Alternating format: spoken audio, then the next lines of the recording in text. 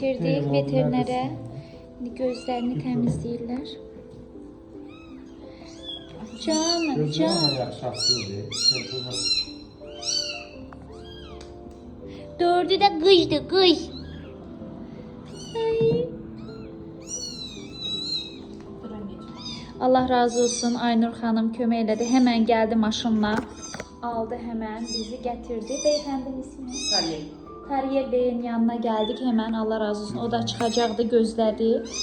İndi sonra Aynur Hanım'ın veteriner şeyi var, nedir o? Zoo mağazası var. Etiketleyeceğim buraya. Oraya götürecek. Orada onların sütünü falan verilecek. Ama sahiplenmek isteyenler lütfen yazsın. Aynur Hanım hesabına etiketleyeceğim. Ona yazın. Yani fikriniz kalmasın. Yaşlılar. Yaşlılar, yaşlılar. Ben sensin. Canım. Canım. Bunu elədim. Bunun gözünü damızladın. Ha, o ikisi hazır.